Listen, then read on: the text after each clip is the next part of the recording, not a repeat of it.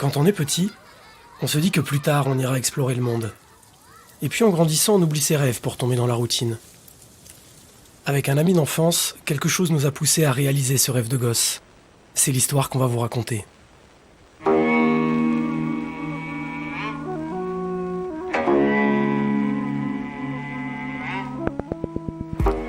Cet été-là, je suis allé voir Marc à New York. On s'était perdu de vue depuis 10 ans, et a priori, on n'avait plus grand-chose en commun. Je venais de finir un film sur l'accès à l'eau en Inde, et lui, il travaillait dans le marketing, pour faire croire aux Américains que l'eau en bouteille était un produit de luxe. On s'est pourtant retrouvés, comme au bon vieux temps, quand on faisait les 400 coups dans le jardin de sa grand-mère. Sauf que là, le jardin, c'était Central Park.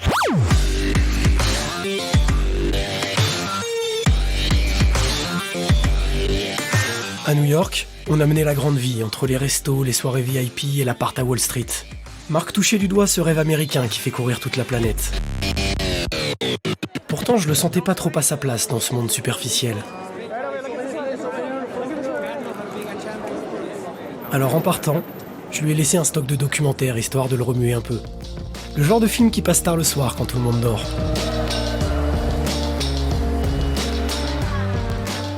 Moi, j'étais bien dans ma bulle à Manhattan.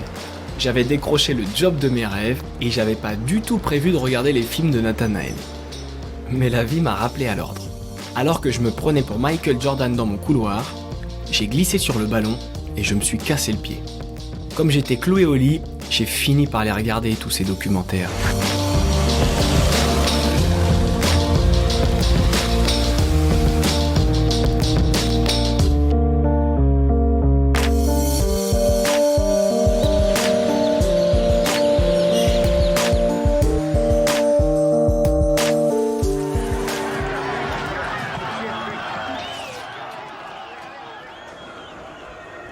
Là, je vous cache pas que j'ai eu un petit peu de mal à retourner travailler.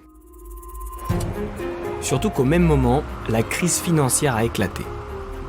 Ce jour-là, le monde entier a réalisé que la cupidité de quelques-uns compromettait notre avenir à tous. J'étais maintenant persuadé que ce système était incapable de résoudre les crises qu'il avait engendrées. En vendant de l'eau à Manhattan, moi aussi je faisais partie du problème. Mais qu'est-ce que je pouvais bien faire ? J'ai eu peur de sombrer dans le cynisme ou dans la dépression. Alors j'ai préféré tout quitter pour chercher des réponses à mes questions, sans trop savoir dans quoi je m'embarquais.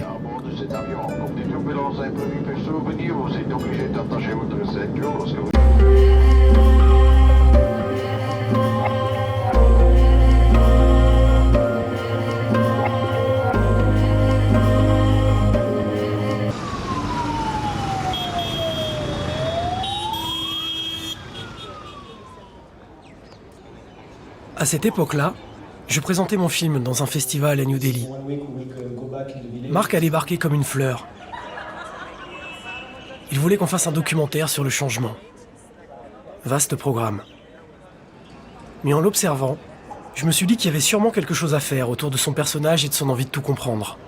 Alors j'ai commencé à le filmer. We must get closer to the essence of life. But beware that it takes courage and strive. Expand your mind, don't let it fear and die. You'll find it. So you like this? So meditate. Come on, let's contemplate. Talk to the heavenly bodies of the universe, of the universe.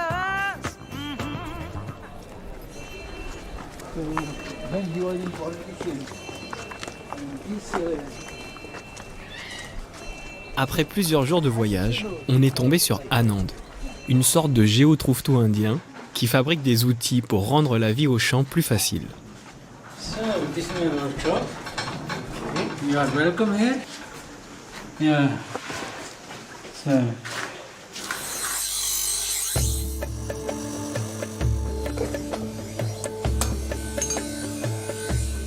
Anand et son épouse s'occupaient de plusieurs ashrams.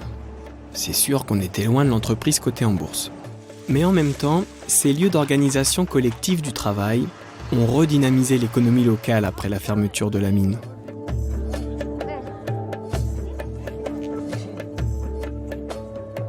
Kodak. Ouais, ben voilà, là c'est bien. Genre on est un peu professionnel. Tac. Hop, là. Hop. We ready? Yes. Ready for the interview?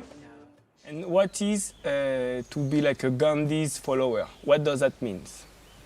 Gandhi's follower means this life is going on without any driver. But Gandhi is telling that, no, you have to be a driver. People say sustainable development, so he has given Swaraj. You depend on yourself. So Swaraj, this sustainable development. People has forget the poor people and they want to be rich and now I have heard that America is going to the moon for picnic. So this can't make the world better. If we follow Gandhi's educations, then the life is slow, of course, but full with happiness.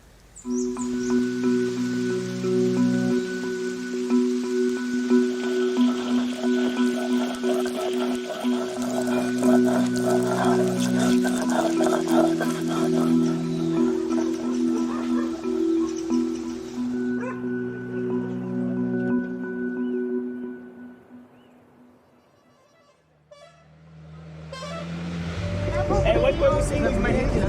You are skin very soft. Ce passage chez Anand-et-Préma nous avait donné envie d'en savoir plus sur Gandhi et sa vision de l'économie. Du coup, on s'est inscrit à un séminaire qui s'appelait Gandhi et la mondialisation. Il était organisé par le docteur Vandana Shiva. Cette femme a réussi à faire condamner plusieurs multinationales irresponsables au tribunal de La Haye. Je l'avais vue dans les documentaires de Nathanaël et j'étais vraiment curieux de la rencontrer. Like I always say, Gandhi for me is like a ventilator. You know, when in a room where nothing is open, everything's closed, there's one little ventilator from where you get fresh air. And the fresh air of thinking fresh is the value of Gandhi. I mean, besides what he did for us as a country in the independence movement, but globally today, you know, he allows us to think fresh.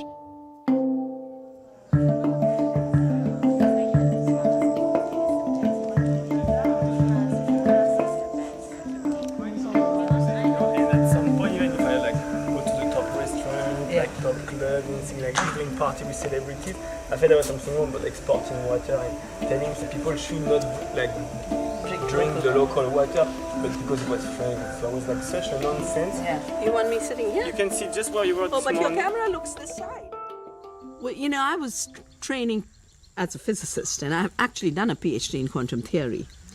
But I got involved in protecting the forests of the Himalaya, right here, up in these mountains. As a result of that, I started to write about ecological problems. And the Ministry of Environment calls me to do the impact of mining in these hills. I was at that time in Bangalore. And of course, it's my home. I was born here. I do the study, and the mines get closed as a result of our study. And I realized then that with a focus and with dedication, there was so much one could do. And sitting in privileged jobs, isolated from society, you could keep making excuses, but you wouldn't bring the change. So I threw up my job, came back home, started to work from my mother's cowshed, and that's what I've been doing since then.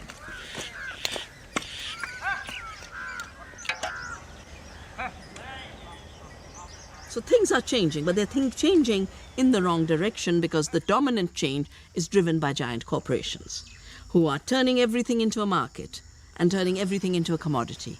There are no people, there's no nature, there's no culture, there's no value. The change we need is a change that helps us recognize that if we continue in this present path of change, humanity will annihilate the conditions for its living on this planet.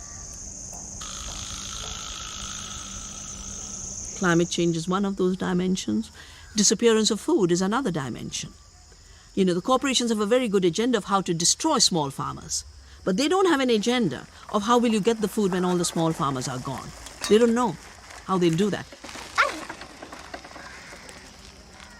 So the recognition that nature is the condition of our being alive is the shift we have to make. We have to stop thinking of nature as wilderness and start thinking of it as condition for life.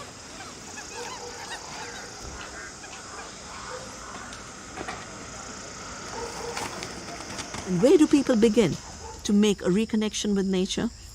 With food. First of all, knowing where it comes from and making sure that nature's contributions haven't been abused by corporate greed, which takes all these bounties and messes them up with pesticides, herbicides, genetic engineering. Food from nature is healthy food. But I think everyone can be linked to nature. If you don't have land, a pot in your backyard, a little kitchen garden, a link with a farmer in your neighborhood. Every one of these are connections with nature.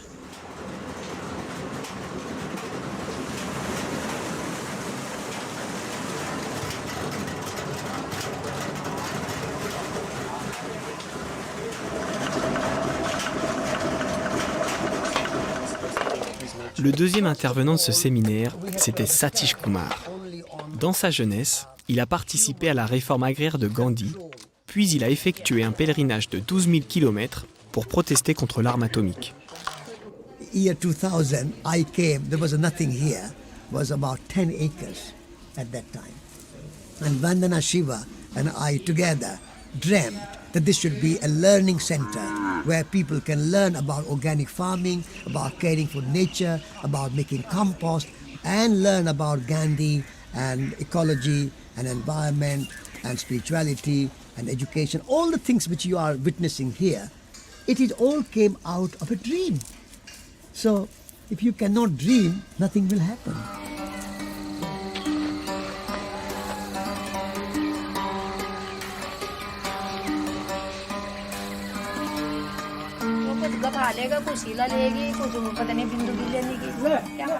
Lors de ce séminaire, ce qui m'a vraiment fait cogiter, c'est qu'une chose simple et essentielle comme échanger des graines soit devenue illégale.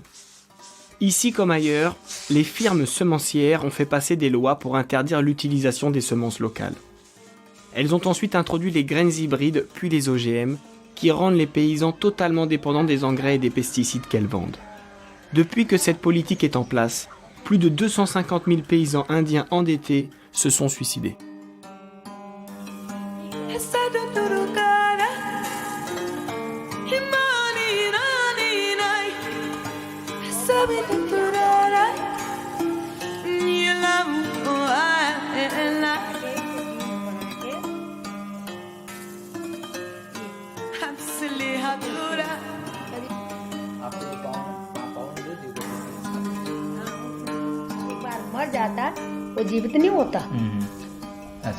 So she's telling a story of 16 years ago when she first came. Vandana was looking for a person who had a good knowledge of seeds, and she was the person with those skills. आज की तारीख में 500 वैरायटी हमारी धान की है. 500 varieties of grain today and 80 varieties of wheat.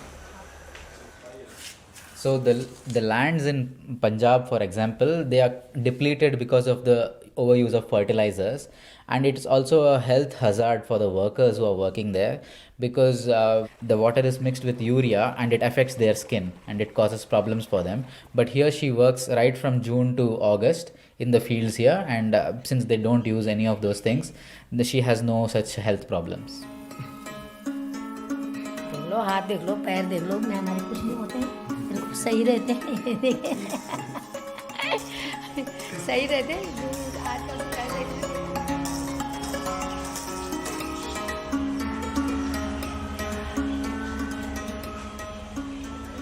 And the most important element of Gandhi was the right to say no and the duty to say no, which he called satyagraha, the power of truth, the passion of truth, the force of truth. When the British wanted us to stop making salt so they could have a monopoly, he said, we will continue to make salt. We need it for our survival. Nature gives it for free. We will not obey your laws. We have followed that same logic and said, we will not respect patents on seed because you haven't created these seeds. We've received from them from nature. Centuries of evolution by farmers have given these wonderful seeds to us. They can't be patented. We will continue to save them. We will continue to share them.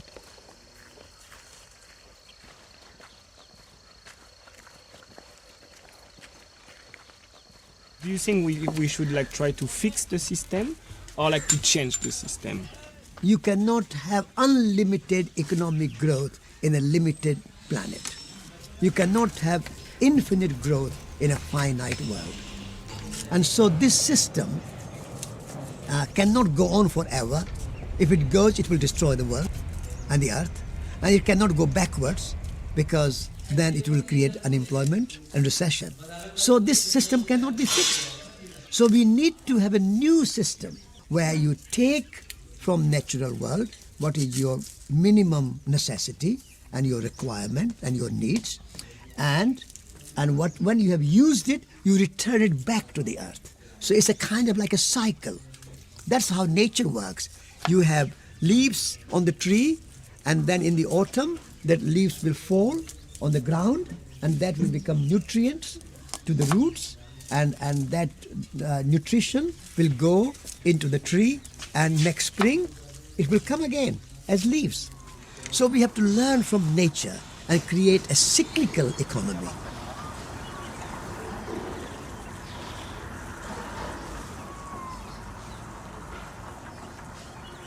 We've got in the world the ecology movement, some parts of which does look at how you consume, and very often only promotes green consumerism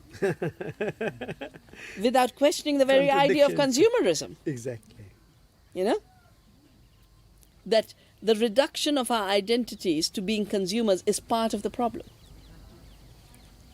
And recovery of our identities as creators, producers, makers of things is part of the solution. So, you know, one reason the Shramdan you do is so important is because that's where you start to respect physical work.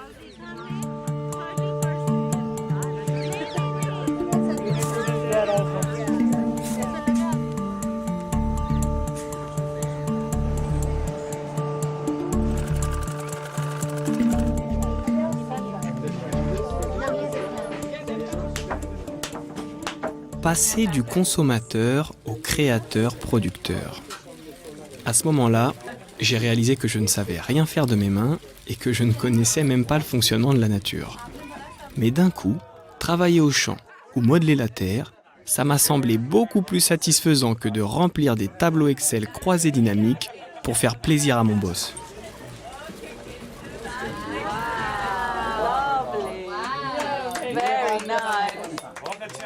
This idea that only corporations can give us livelihood, otherwise we will all die and nothing will happen, is complete brainwashing. Complete brainwashing.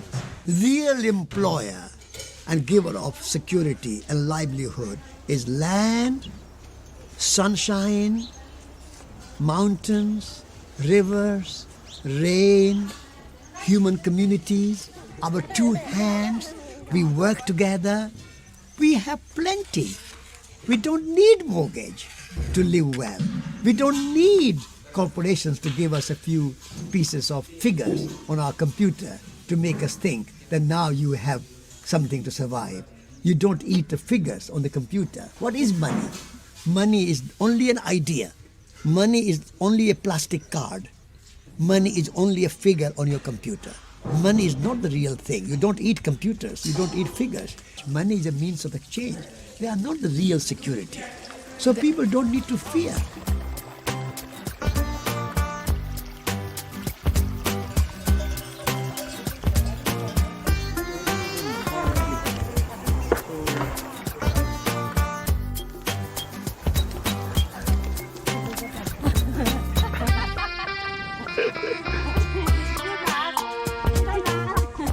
Overall, my vision of another economy is every place, people producing in sustainable ways, generating livelihoods and meeting their needs. Decentralized economies everywhere. It's a crazy world in which everything has to be manufactured in China. And everywhere else, people sit unemployed. And because they are unemployed and have no money, the only place they can shop is at a Walmart, because they bring their stuff from China and sell cheap. What we need is to shift from this idea of a false cheapness that has very high costs for the planet and people to an idea of authentic affordability and low costs for the planet and low cost for people.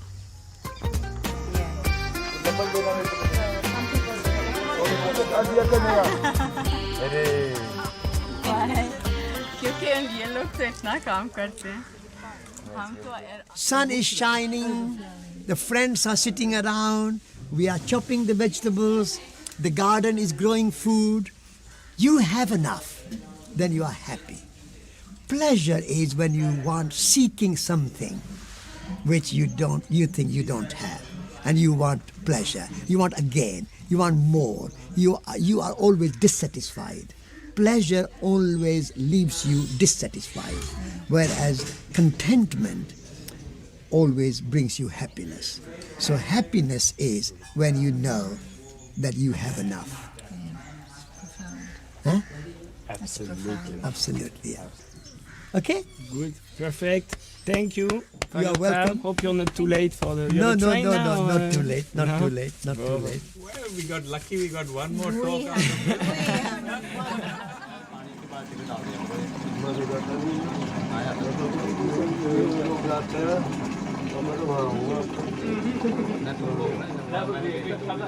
Jusque-là, l'écologie politicienne et moralisatrice m'avait toujours repoussé. Mais rencontrer des personnes inspirées qui luttent pour le respect de la vie et la dignité des plus faibles, c'était pas pareil. Ils ne cherchaient pas leur intérêt personnel ni la notoriété, et j'ai fini par comprendre pourquoi. Comme Gandhi, leurs actions étaient guidées par des valeurs spirituelles fortes. You know, religion does not have to be spiritual, because now it's increasingly institution. And in our times of deep insecurity, it is increasingly a political institution for political purpose. And therefore it's becoming fundamentalist. It's based more on how to hate somebody and less on what to be yourself.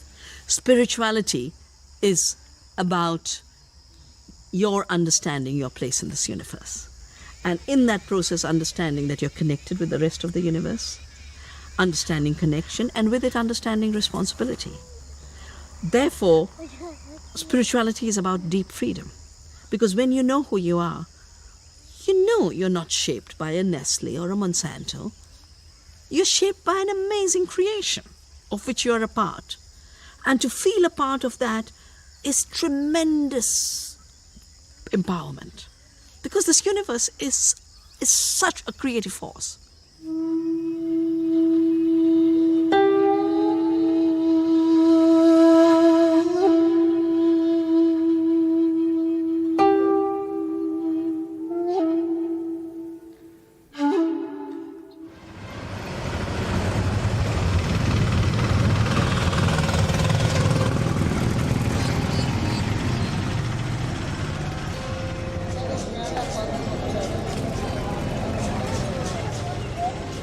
En partant avec Nathanaël, l'idée c'était juste de faire un petit film sur les alternatives.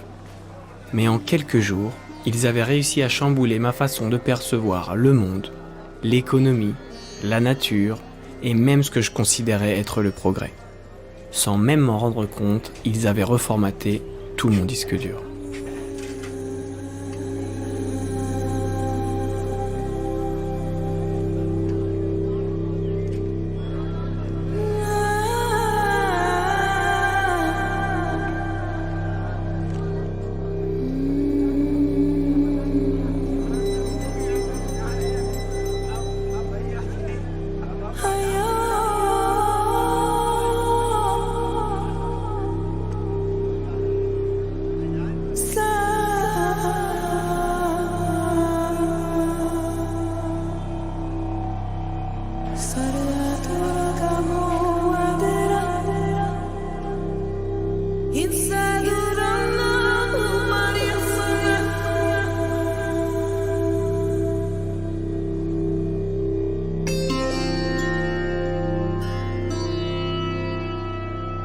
Je n'avais sûrement pas tout compris à la spiritualité orientale, ni même à la vision gandhienne de l'économie. Mais quand même, le complexe de supériorité de l'Occident m'est apparu tout à coup absurde. On s'est aveuglé avec le progrès et la technologie, et on a perdu de vue l'essentiel.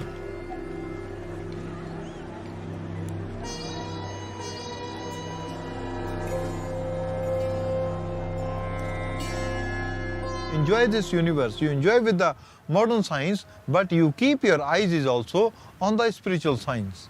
So you create the good balance in the modern science and the spiritual science.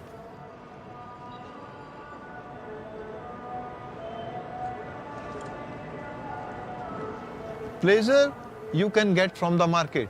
Happiness you cannot get from the market. Happiness you have to be look inside.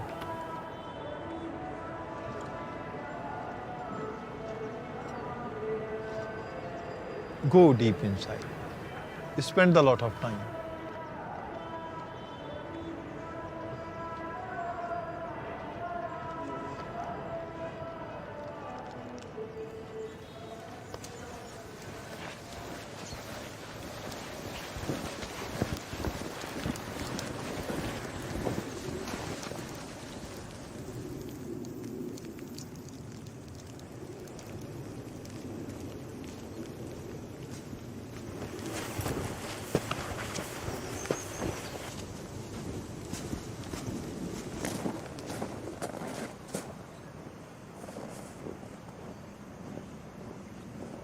Et cet endroit, il faudra le mettre dans le film, hein, même si ça n'a rien à voir avec l'Inde, quoi, juste pour toi, histoire de...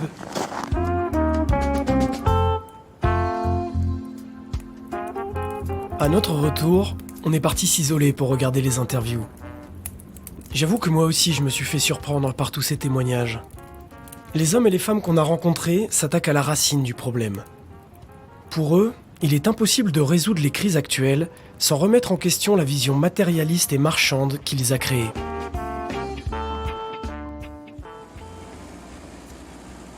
En France, d'autres aussi sont arrivés à la même conclusion. C'est le cas de Pierre Rabhi. Ce paysan philosophe a transformé une terre rocailleuse des Cévennes en une oasis de verdure, grâce à l'agroécologie. J'avais alors 20 ans et la modernité m'est apparue comme une immense imposture. Eh ben, moi j'avais 29 ans quand ça m'est arrivé. Ça m'a pris plus longtemps.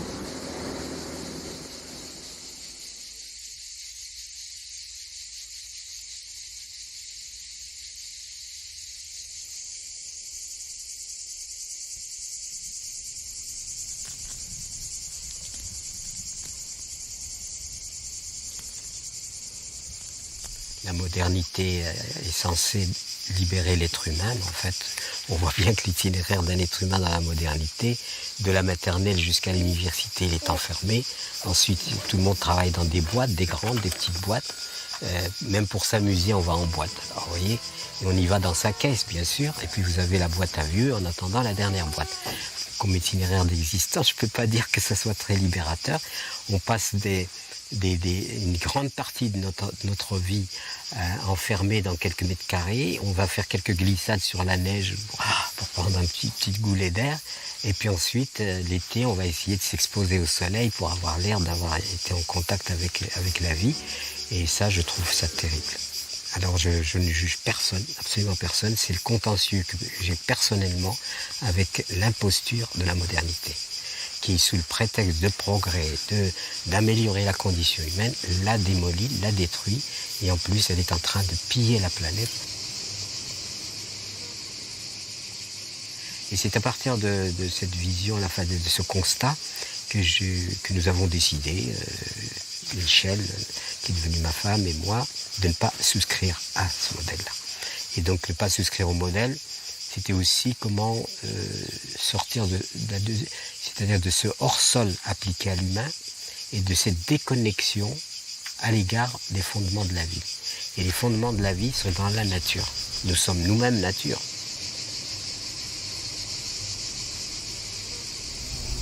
Je me suis donc orienté sur l'agriculture écologique, biologique, et ça a été pour moi vraiment la voie initiatique. Parce qu'à partir du moment où je suis rentré dans cette voie-là, cette voie m'a amené à l'observation de la vie. Et observer la vie, c'est reconnaître la puissance de la vie et finalement le phénomène, le mystère de la vie. J'explique parfois, vous prenez une petite graine de tomate, c'est insignifiant, c'est tout petit. vous la mettez dans la terre, ça vous donne des kilos de tomates. Qu'est-ce qui s'est passé? Il y a bien quelque chose qui s'est passé. C'est-à-dire qu'il y a une intelligence. Ça ne veut pas dire que la graine a un cerveau, mais ça veut dire qu'il y a une intelligence qui orchestre tout cela, qui orchestre pour aller vers une symphonie, une espèce d'harmonisation. Et le problème, c'est qu'on a rompu avec cet ordre de l'intelligence pour aller vers l'intelligence mécaniste, raisonneuse, etc.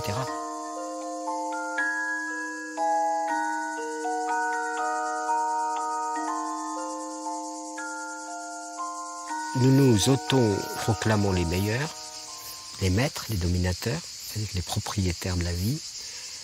Et ça, c'est pas par un vote des éléphants et des baleines que nous l'avons eu, c'est pas parce que nous l'avons décidé, c'est tout. Et du coup, nous sommes vraiment dans l'obscurité.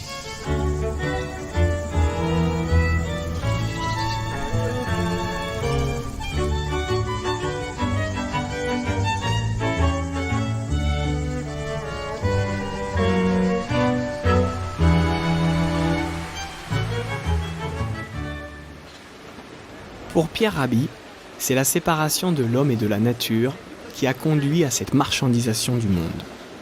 On est donc allé voir le sociologue et philosophe Frédéric Lenoir pour comprendre comment tout cela est arrivé. Alors, la séparation de l'homme et de la nature, ça remonte à très longtemps. En fait, je crois que le grand tournant, c'est le passage du paléolithique au néolithique. C'est-à-dire le passage de sociétés où l'homme était un nomade qui vivait de chasse et de cueillette et qui était intégré dans la nature, où l'homme se sentait dans un monde où il y avait des esprits, des forces invisibles, et qu'il fallait être relié à ces forces invisibles. Et il respectait la nature. Lorsqu'un homme chassait, il priait pour l'âme en même temps du gibier qu'il allait chasser, et il savait qu'il allait en retour faire un don à la nature. Lorsque l'homme va se sédentariser, ce qu'on appelle le néolithique, tout va changer. Parce que l'homme va se couper de la nature pour vivre dans des villages, puis des villes, et il va maîtriser la nature. Et à partir de ce moment-là, on va passer d'un état d'intégration dans la nature à un état de domination de la nature. La nature sera là pour servir les besoins de la cité, pour la servir en ressources naturelles, etc. Alors dans ce processus, qui est très long, qui prend des millénaires, où la raison l'emporte de plus en plus dans l'homme sur l'intuition, sur d'autres qualités, le cœur, la manière dont on peut se relier par son corps à la nature, c'est la raison qui devient archi-dominante. Cette vision-là va amener une coupure totale entre l'homme et le monde. Et on arrive avec le judéo-christianisme déjà à une certaine forme de cette rationalisation très forte, puisque la nature n'est plus un jardin enchanté, ça devient un lieu que l'homme peut, comme dit la Genèse, utiliser, maîtriser, et puis progressivement ça va devenir pillé.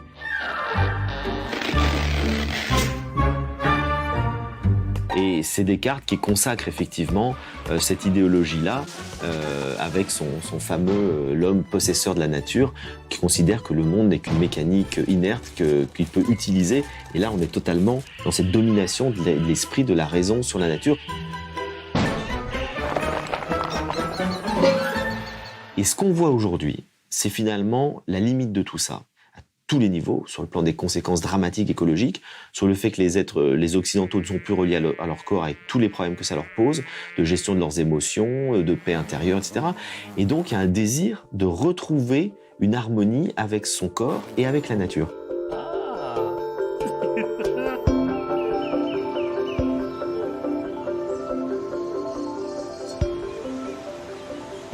À ce moment-là, la question n'était pas de retrouver l'harmonie avec mon corps et avec la nature, mais plutôt de retrouver l'harmonie avec le monde du travail et celui de l'entreprise.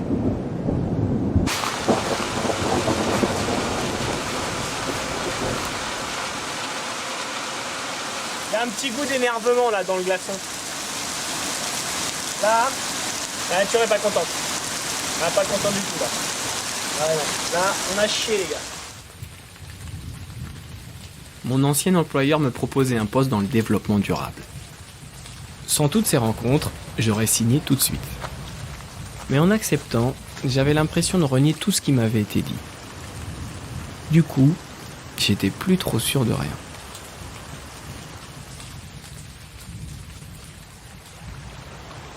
On avait commencé à tirer sur un fil. Difficile de s'arrêter là.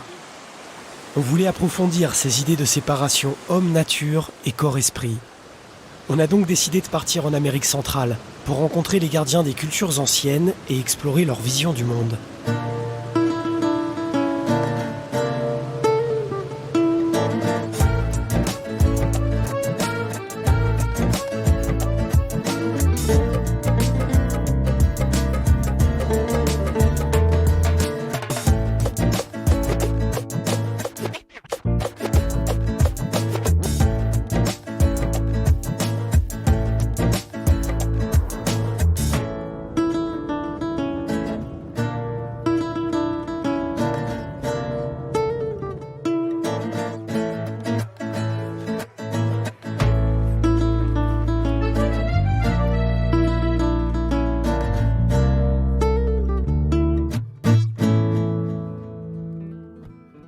Au sud du Mexique, on a rencontré le docteur Navarro qui nous a parlé des grandes civilisations d'Amérique centrale. Après nous avoir mis en garde contre le business chamanique et les psychotropes, il a insisté pour qu'on rencontre Tenoch, un guérisseur qui aide les communautés indigènes à préserver leurs traditions.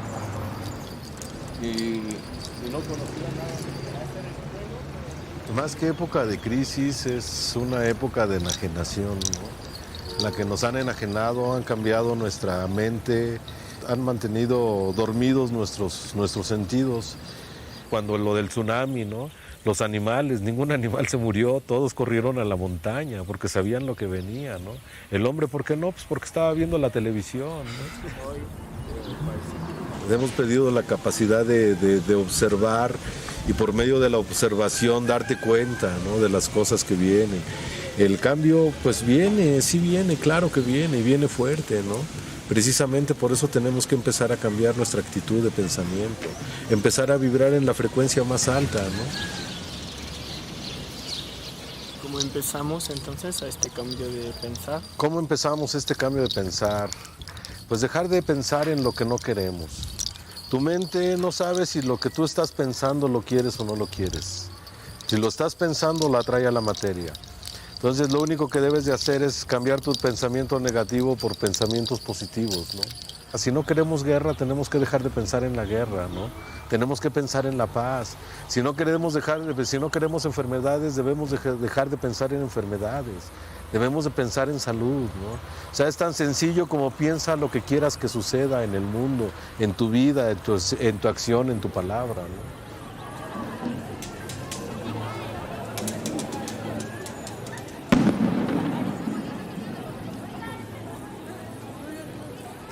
Nosotros somos la punta del cambio que viene, ¿no?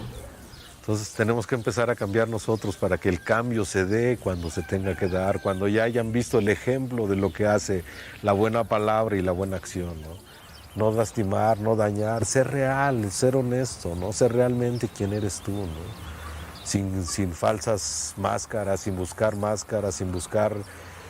maquillajes, ¿no? O sea, simple y sencillamente como cuando entras al temazcal, desnudarte, ¿no? Pero no tanto el cuerpo, sino tu alma, tu esencia, ¿no?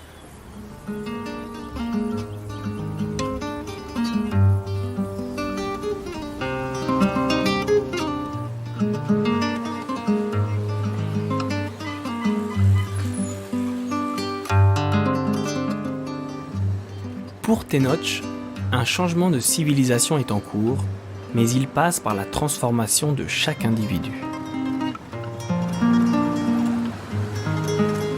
Tout ça, c'était encore un peu abstrait pour nous. Il nous a donc envoyé chez son ami Marceau qui organisait cette semaine-là une cérémonie de Temazcal. Une sorte de sauna mexicain censé purifier le corps et l'esprit. On a décidé de tenter le coup. On va pas arriver comme les conquistadors. Donc vas-y, on va peut-être arrêter de filmer. De toute façon, s'il est connecté, il sait qu'on vient, quoi. Il nous attend. Il nous attend. Allez.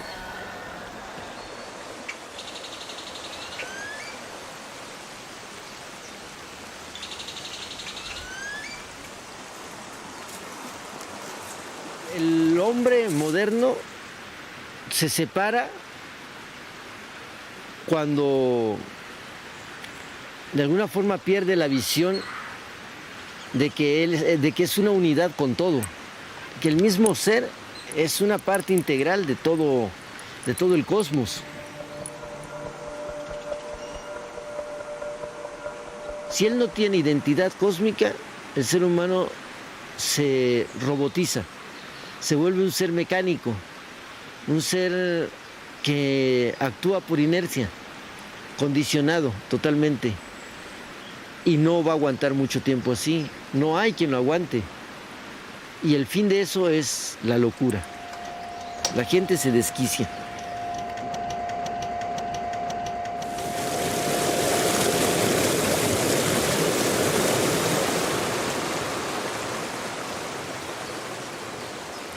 Sabemos que nuestra fuerza no radica en un poder armamentístico o en grandes logros científicos, sino en el respeto y el amor que le tengamos a nuestra Madre Tierra. Por eso nosotros creemos en las ceremonias.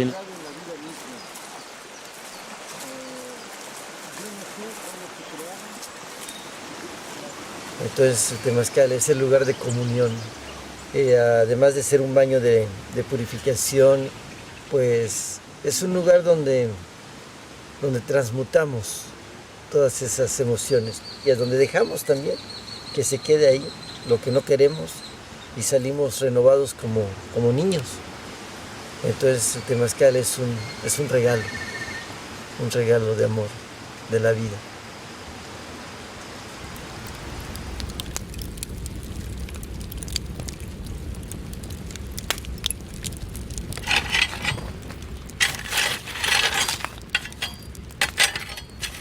Eres el poder en cada uno, somos la danza del sol y la luna, somos la esperanza que no muere, somos el cambio de la marea. L'expérience du Temazcal avait été pour le moins inattendue. Dans cette hutte, il faisait au moins 70 degrés. Je ne pouvais pas sortir. Alors pour rester là-dedans, j'ai dû lâcher prise. Et je me suis collé à la terre fraîche pour pouvoir respirer. Somos el cambio de la marea, somos el cambio de la marea. Au fur et à mesure des chants, des épisodes douloureux de ma vie sont remontés à la surface. J'ai été confronté à mes peurs et à tous ces arrangements minables qu'on fait avec soi-même et qui nous empêchent d'être intègres. Ça faisait l'effet d'un grand nettoyage intérieur.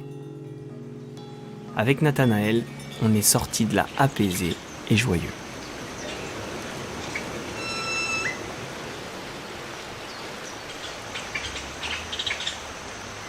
No solamente somos cuerpos, viviendo eso, una experiencia espiritual, ¿no? Somos realmente espíritus, viviendo una experiencia física, una experiencia material.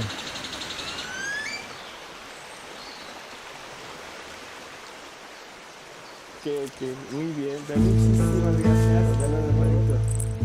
De nada.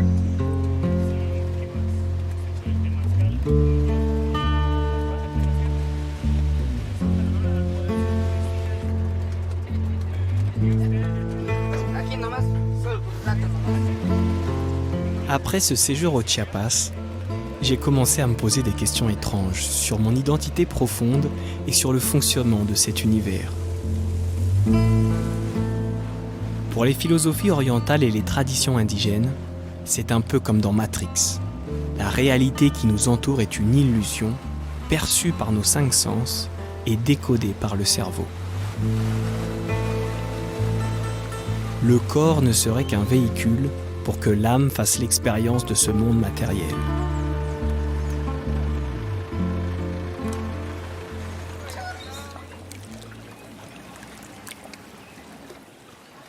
Ce coup-ci, notre film était vraiment en train de déraper.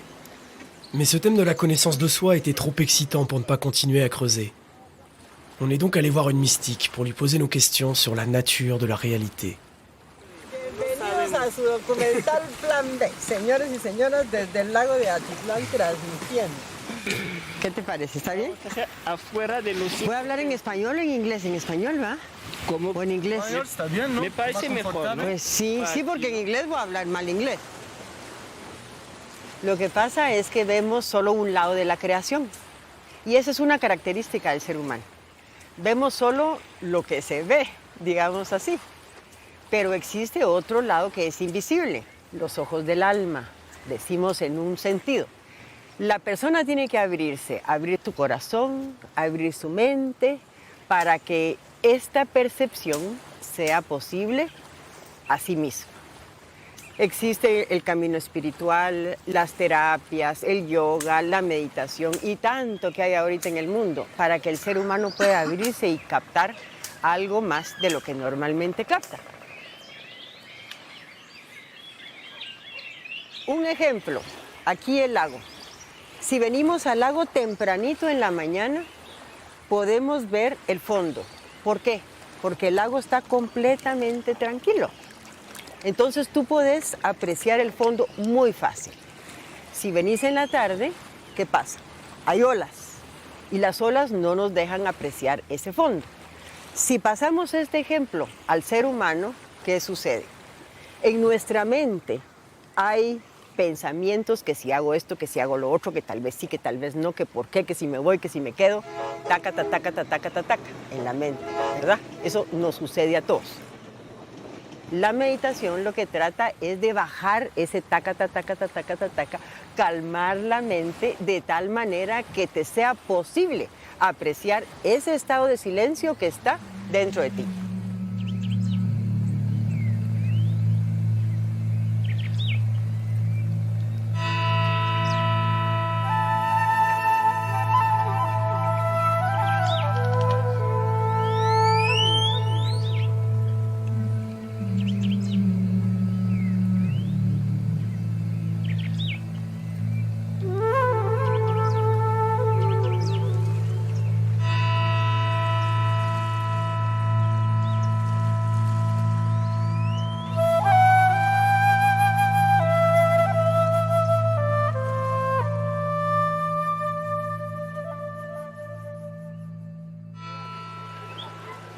Todos somos uno, no hay división.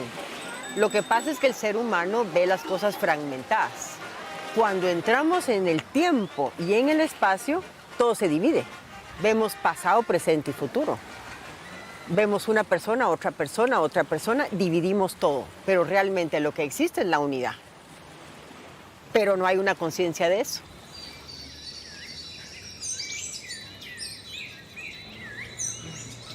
On s'est arrêté quelque temps pour regarder ce qu'il y avait derrière le taka-taka-taka-ta.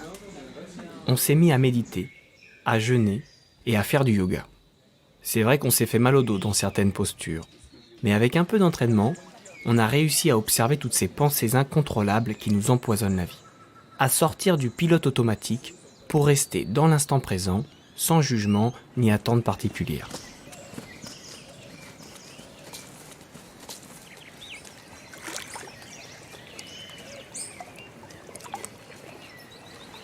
El mar tiene muchas gotas, ¿verdad? Pero si sacamos una gota del mar, en cada gota van a existir los mismos elementos que contiene el mar grande.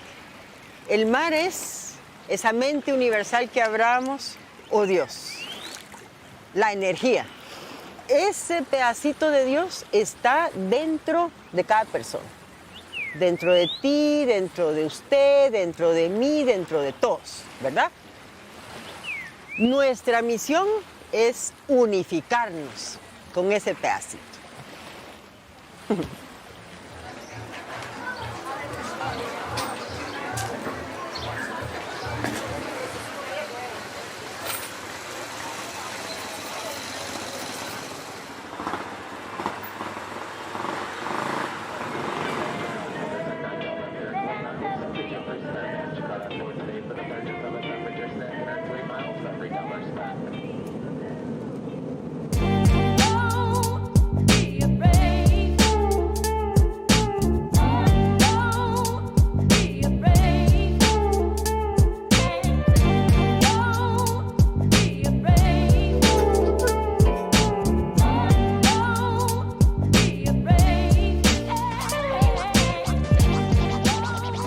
Fraîchement débarqué à San Francisco, on a posé les sacs à dos chez Liat, qu'on avait rencontré au Guatemala. Notre esprit encore un peu cartésien avait besoin de confronter les enseignements des sagesses anciennes avec la compréhension scientifique du monde. On a donc profité d'une conférence pour aller rencontrer l'astrophysicien Trinh Xuan et lui poser quelques questions.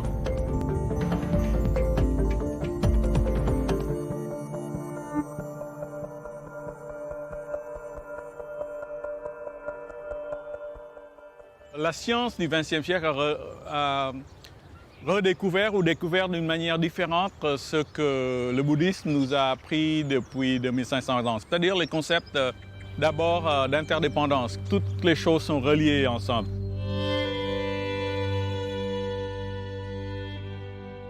La science, depuis la fin des années 50, nous a appris que nous sommes tous des poussières d'étoiles. Nous sommes tous les enfants des étoiles. Donc en fait, tous les atomes qui sont dans nos corps, en fait, sont fabriqués par la chimie nucléaire des étoiles. Et donc sans les étoiles, nous ne sommes pas là pour en parler. Donc nous sommes interdépendants des étoiles et du cosmos. Il y a aussi l'interdépendance par ce que nous a révélé la mécanique quantique, qui est donc la physique de l'infiniment petit, qui dit que si deux particules ont interagi ensemble, si vous les séparez même jusqu'à la distance d'Andromède, qui est à 2 millions d'années-lumière, elles se souviennent qu'elles ont interagi. Donc, si vous faites quelque chose à l'une, l'autre le sait instantanément, sans aucune communication d'information. Ça veut dire que, en fait, la réalité doit être pensée comme globale, mais pas locale. Vous voyez? Donc, de nouveau, nous sommes tous connectés les uns aux autres. Tout est interdépendant. Les conclusions que je dérive de ça, c'est que la science n'est pas le seul moyen de regarder le réel, mais il y a d'autres fenêtres pour regarder le réel, comme la spiritualité, donc dans ce cas par exemple le bouddhisme. Et je pense que des grands guides comme le Christ ou Bouddha, qui a vu d'autres choses que le commun mortel ne voit pas, peut nous informer. Et puis les grands poètes comme Rimbaud, Baudelaire, ça aussi, ça nous parle beaucoup du réel aussi. Donc je pense que c'est trop arrogant de dire que seule la science peut nous donner accès au réel. Très bien, et merci beaucoup. Ouais.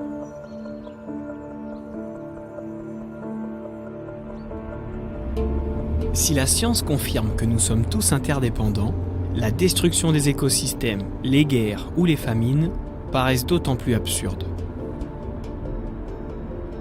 Près de San Francisco, l'Institut de sciences noétiques étudie depuis 40 ans les mystères de la conscience humaine. Cassandra Vieten, la directrice de l'Institut, nous a ouvert une nouvelle perspective. We're not feeding everyone in the world because there isn't enough food.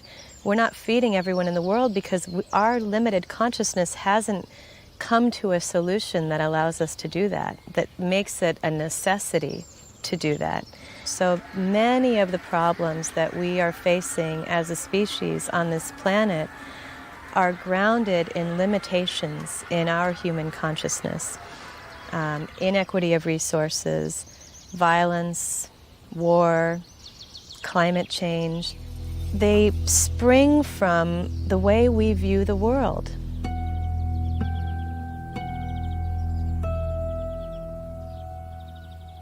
One of the projects we're working on here at the Institute of Noetic Sciences is called Worldview Literacy, where we're helping people see how they view everything through a worldview. It's almost as though they're looking through a pair of glasses. And their worldview arises from many factors, genetics, culture, religion, how they were raised, what they've learned in school, the experiences they've had in their lives. And most of us are not aware of the worldviews we're holding. We think they're just the truth. And so one of the things that self-inquiry brings to us, one of the things that contemplative practices can do for us, is we begin to recognize that our thoughts are just thoughts, our beliefs are just our beliefs, and they are not really who we are. They're just sort of working hypotheses.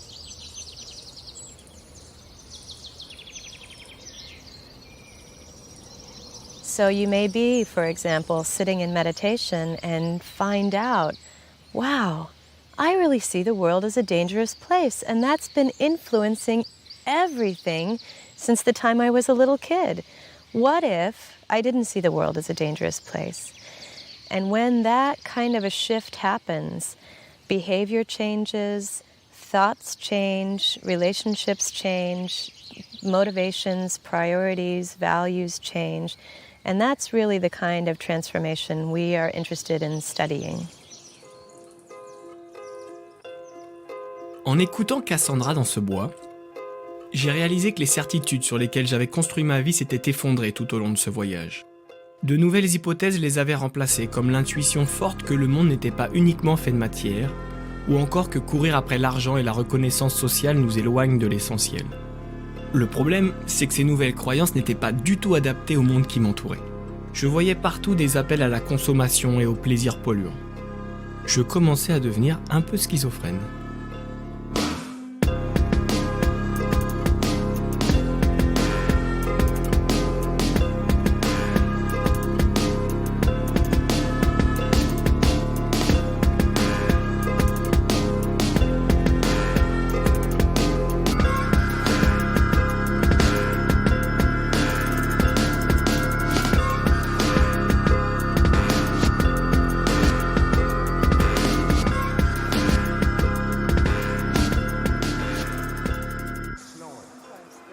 Il fallait aller consulter un spécialiste. On a donc pris rendez-vous chez le docteur Bruce Lipton pour comprendre comment se forgent les croyances collectives. Whatever. I'll get the water going, then you'll pick a tea. Okay. Perfect. When I first was talking about this, people said, "Oh, he's crazy." You know, "Oh, you're crazy." And now I say some of the things I say, and the scientists go, "What are you saying that's new?" Now I'm boring. The world as we see it is an expression of the collective beliefs of the population, or at least a large number of them. And therefore, when we look at the world today in crisis and failing, and science has recognized that the extinction that it lies in front of us is due to human behavior, and that human behavior has been programmed by culture, then it says if you want to evolve and survive this crisis, we have to change the belief systems. Einstein's, I love the famous quote, is like, you cannot solve the problems with the same thinking that created the problem. And the beliefs are based on this. There are three questions they call the perennial questions that have been asked by humans for 10,000 years. How do we get here? Why are we here? And how do we make the best of it? Okay? The answers to the questions, when a population accepts the answers from some individual or some organization, they also make that individual or organization the truth provider for the rest of the questions of life. The church said the spiritual world is primary. But science, especially after Isaac Newton, said you don't need to have a spiritual element. It's just the physical world. It's like a clock. It's a machine. So when science took over, it was after Charles Darwin, because Charles Darwin provided the answers to the questions. As we got here through random mutations, why are we here? No reason at all, because it's an accident. How do you make the best of it? And that was when everything went crazy, because it said, oh, you live in a struggle. Evolution is a struggle. And to survive, you've got to fight and you got to compete. So we bought a belief that the world is not our friend, but we have to go out every day and fight for life. So we bought that belief.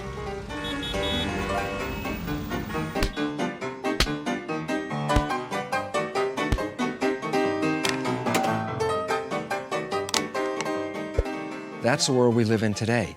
The belief of a material world, spirit's not really relevant, and that we're in competition to who's going to win and who's going to die. Those beliefs have now changed because the leading edge of science has new answers. So we didn't get here through random mutation. We got here through what are called adaptive mutations, the ability of an organism to fit the environment. And so every organism was part of a collection of a whole. There was no individual organism showing up. They were all created to fit into the structure of the environment, the biosphere. So we had a purpose. We were here to bring harmony to the environment. And because we haven't done that, we are now risking our lives. So the evolution is pushing us to the next higher level, to recognize that we are all one.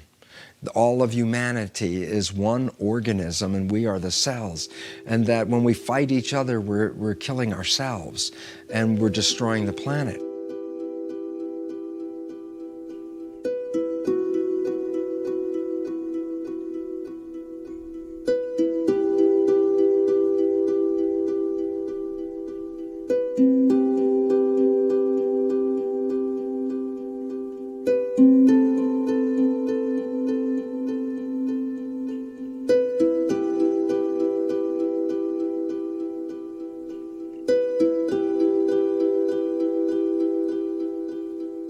Every time the answers change, the previous civilization ends and a new civilization begins, built on a new truth and a new belief and a new way of life. So when the new science enters into the public, then the public will have a new direction and way to go.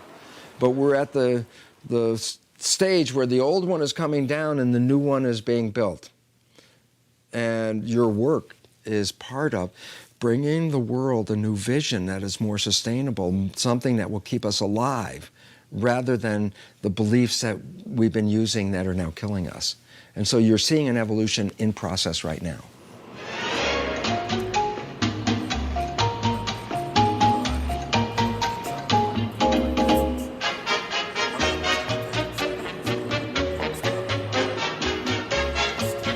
Finalement, les activistes, les chamans ou les scientifiques que nous avons rencontrés parlent tous de l'arrivée d'une nouvelle civilisation, consciente de son interdépendance et plus en phase avec la vie. Cette nouvelle histoire, la famille d'Airways que l'on avait rencontrée en Inde avait commencé à l'écrire. Dans un jardin de 400 mètres carrés, en pleine agglomération de Los Angeles, ils produisent chaque année plus de 3 tonnes de fruits et légumes bio dans la joie et la bonne humeur.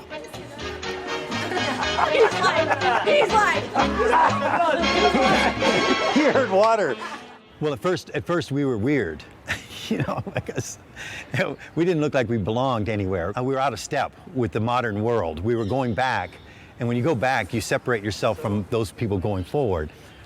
But then we became normal with a good press, good success, and we started our own business selling our surplus to restaurants, and we became well known for that. And now we're accepted, and people are copying that. You want me to use that? Yeah, use it up and then grate some more. So I figured we were here to take care of this planet as our home, and that we were stewards of the planet, not owners, but renters. And if you know anything about renting, you don't trash the place. If you trash your apartment, you pay. Where you're talking about all cycles, this is what we would do anywhere you have, is if you have extra greens and waste, you hand it to the animals, they turn the waste into fertilizer. Fertilizer goes back into the garden, and then you can just do it over and over again.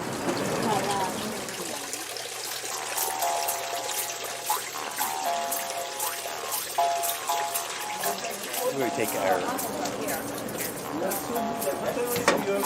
gray water, they call it in the States. Working with nature is one of the hardest things because man wants to control nature. They want to dominate over nature and tell nature what to do. And they say the worst mistake a gardener can make is to think he's in control. And the hard thing was to let go and see if you can work in harmony with nature. It was hard, okay? But hard, it doesn't mean bad. Yeah, I'm an Aries. 21st of March, I'm Aries. I do another. We have to teach her. I feel that the hope is in the individual. Not in you don't hope for the government, and you don't hope for the corporations, because they got their own agenda. and you can't pierce their agenda, but you can go inside your soul and see what you can do as an individual. And in this day and age, we are empowered. You're not ignorant, and that gives me hope that some people will see this as a solution, living the solution, not thinking it, not talking it, but walking and living the solution.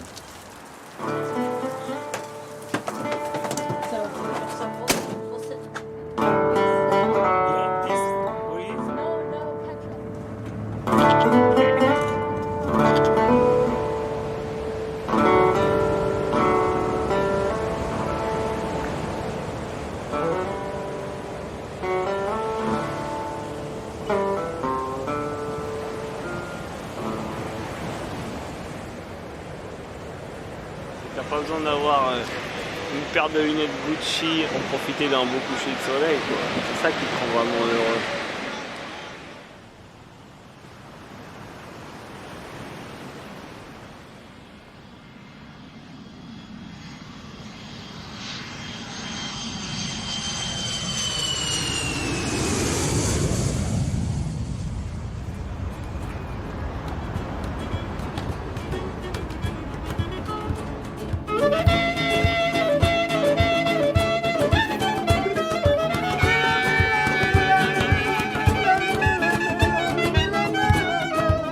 Avec Marc, en rentrant, on était vraiment persuadés qu'un changement était en marche. Un peu partout sur la planète, des citoyens aspiraient à ce nouveau monde.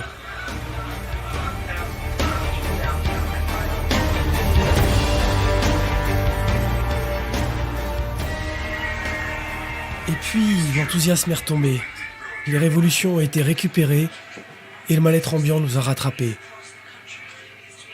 On se demandait bien ce qui empêchait cette nouvelle histoire de s'écrire. Pour nos amis insérés dans la vie active, on était des rêveurs. On n'avait plus de projet professionnel et personne pour produire notre film.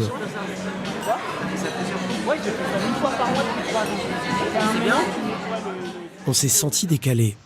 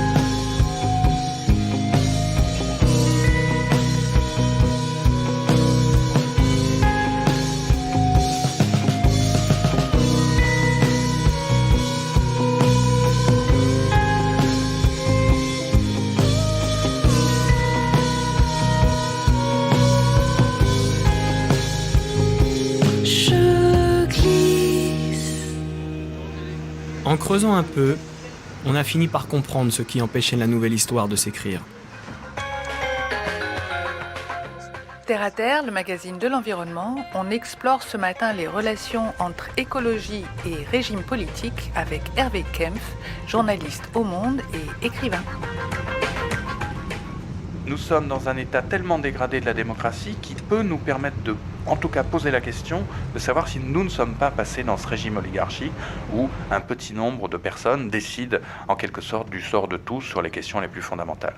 Les oligarques font démocratie entre eux, ils délibèrent entre eux, ils discutent entre eux, mais une fois qu'ils ont pris la décision et qu'ils ont adopté leur code de valeurs et leur système de pensée, ils le mettent en œuvre. Parce qu'ils possèdent majoritairement les grands instruments de diffusion de masse, les grandes chaînes de télévision, les grands journaux, les quelques radios. Et le problème de cet ensemble de valeurs, c'est qu'elle est tout à fait inadaptée au problème fondamental dans lequel nous sommes placés, qui est la crise écologique planétaire.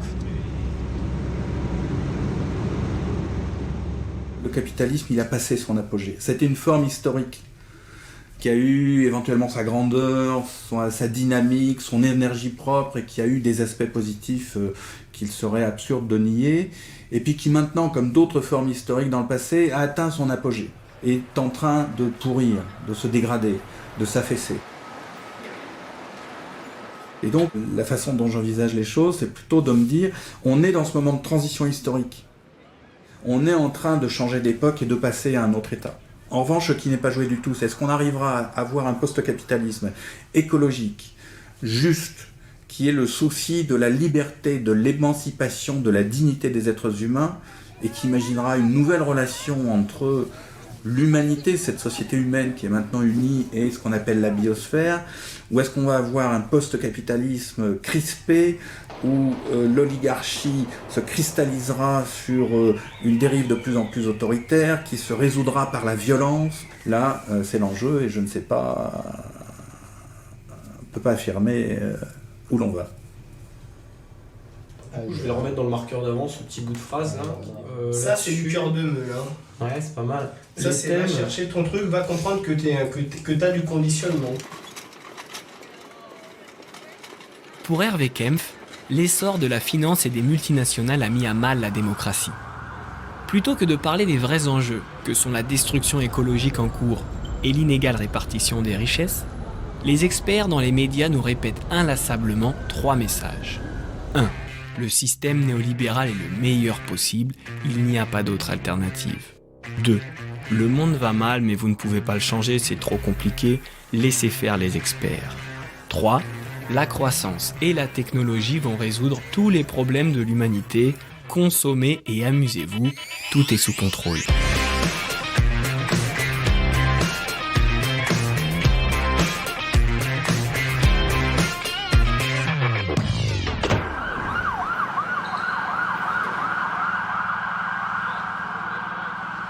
On a eu besoin de recul.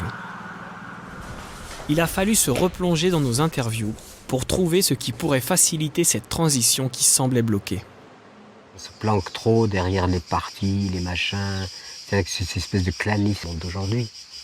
Aujourd'hui, la politique n'est pas en phase avec la réalité du monde. Pas du tout. Alors on continue à entretenir cette espèce de soupe depuis très longtemps, à faire de l'acharnement thérapeutique sur un modèle qui finalement est mort. Il est déjà mort. Il ne peut plus fournir de travail à tout le monde, il peut plus. Et donc il est déjà mort et on s'acharne à le maintenir à tout prix en vie. Alors que la société civile innove. Et beaucoup de gens innovent maintenant, vraiment. Seulement il faut innover en renonçant à l'idéologie fondamentale. C'est-à-dire celle du profit illimité, celle de la croissance illimitée, il faut renoncer à tout ça. Mais si on le fait dans cette nouvelle civilisation que moi j'appellerais la civilisation de la modération, et justement l'élégance de la modération, là il y a de l'avenir. Parce que les ressources planétaires sont importantes. Moi, quand je vois l'abondance que j'ai avec mon jardin, même on a trop, quelquefois on ne sait pas trop. Donc c'est pas la nature qui est défaillante. Donc tout est là pour un monde différent. Mais il ne se fera jamais si on ne renonce pas à l'idéologie qui a déterminé le vieux monde. Voilà, c'est tout ce que je peux dire là-dessus. On ne dit pas la lutte contre la violence, parce qu'on n'y arrive pas à toucher les auteurs de violence. Quand tu luttes contre la violence, ils ne vont pas venir les assassins. Nous, on a fait la campagne des bons traitements. Renoncer à l'ancienne vision, sortir du cadre et innover selon d'autres valeurs. C'est ce que fait Marianne Sébastien, qu'on avait rencontrée lors d'un forum. Depuis 20 ans, elle travaille avec les populations défavorisées de Bolivie en intégrant le développement personnel à l'entrepreneuriat. Cette approche a permis de poser les bases d'une société non violente où tout part des plus pauvres.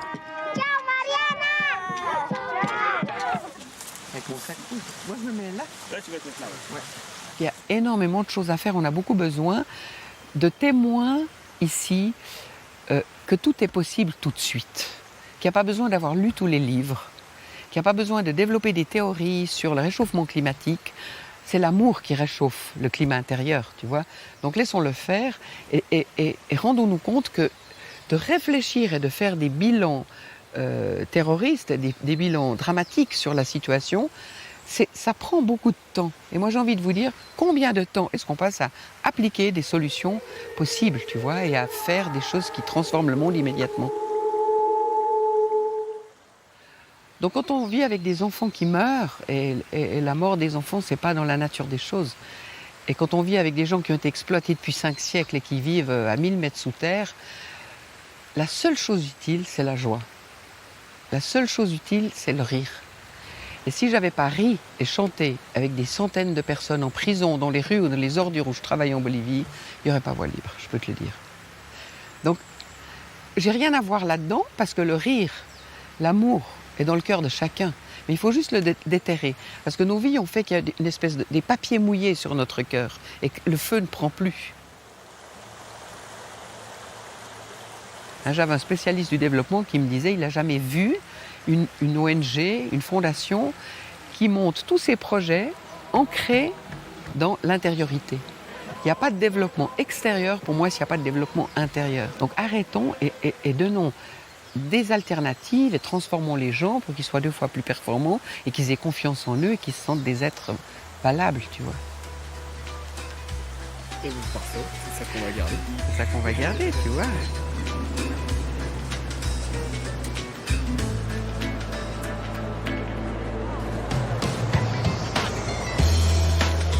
Un peu partout sur la planète, des gens ordinaires changent de logiciel. Leurs actions sont désormais guidées par la coopération et l'altruisme. Tel le système immunitaire d'une société malade, ils sont la preuve qu'un monde plus sain est bel et bien en marche. Por eso tenemos que unirnos, ya estamos uniéndonos, que por primera vez nos unimos los 5 continentes y las 2 razas, el indígena, el campesino y el ciudadano. Ese es el mensaje para mí, desde el Amazonas, que traigo a este evento para el mundo entero. Muchas gracias. We began with the idea of the seed satyagraha, that, like Gandhi said, we will not cooperate with these laws, not in our minds and not in our hearts. They don't exist for us. We will function in the commons of our biodiversity and in the commons of our knowledge. Grazie.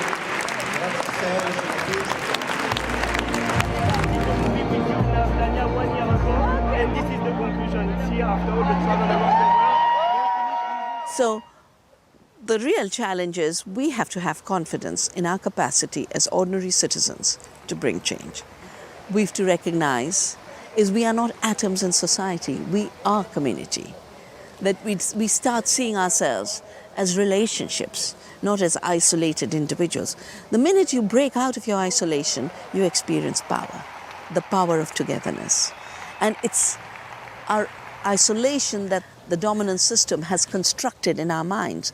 That is why Margaret Thatcher, who brought neoliberalism to England, said, there is no society, there are only individuals. It's vital for global corporations to reduce people to think of themselves only as consuming individuals. We have to see ourselves as creative communities, the earth communities, the human community, our local communities, and amazing power comes out of that.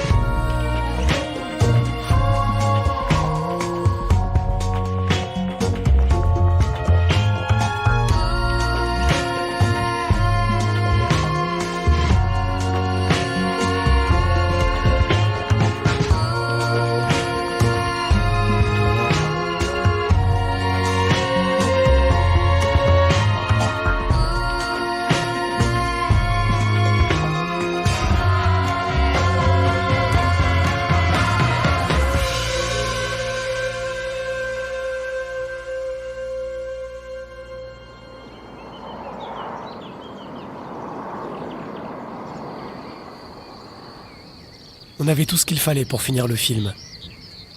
Alors on est parti faire le montage chez des amis qui rénovaient un hangar agricole dans le sud de la France.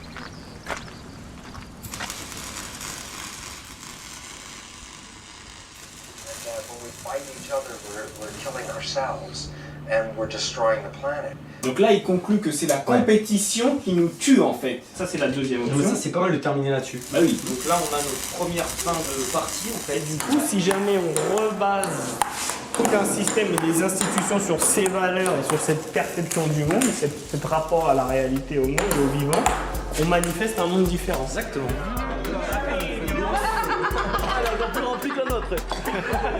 Après tout ça, intérieurement, j'étais beaucoup plus riche. Mais ça n'intéressait pas du tout mon banquier. Mes parents commençaient à s'inquiéter.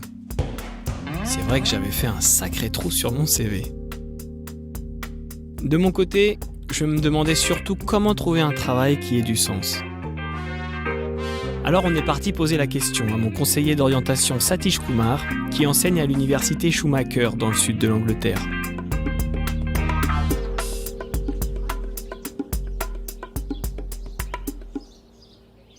When I go to universities to talk to students, they ask me, what do you advise us? I say to the students, my advice to you is that when you leave your university, don't seek an employment. Create an employment. Create a livelihood for yourself. So in employment, humans become the instruments of making money for the employer. You are only a tool. You are an instrument to make money for your employer, for your factory. That's no good. You don't want to change a human being into an instrument of making money. Human being is a creative being.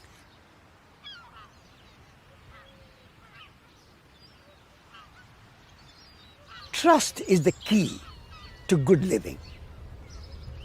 Surrendering to the process of the universe and trusting the universe and not having this ego that I will control every process and I will plan everything and I will manage the outcome. You have to let things happen and you will be surprised. There will be miracle. So trust the world. Trust yourself, trust other people, trust the process of the universe and be part of the flow.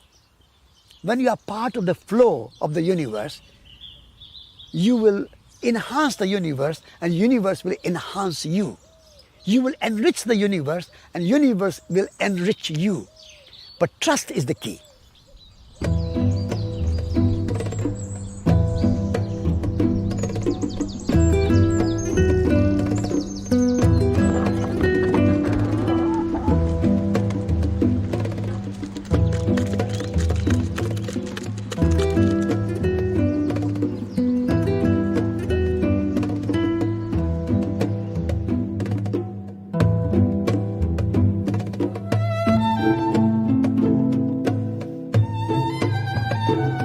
En m'échappant de New York pour faire ce film, je voulais changer le monde.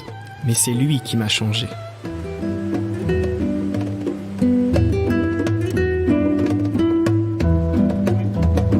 Pendant ce temps de voyage, passé à rencontrer l'humain, redécouvrir la nature et décoloniser mon imaginaire, j'ai trouvé certaines réponses à mes questions. Mais j'ai surtout trouvé la joie.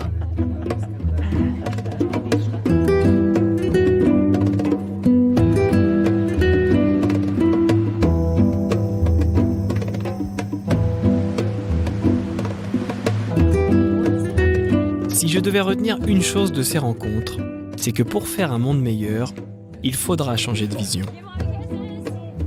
Mais pour que ce changement advienne, nous sommes tous appelés à évoluer. Car la véritable révolution est intérieure.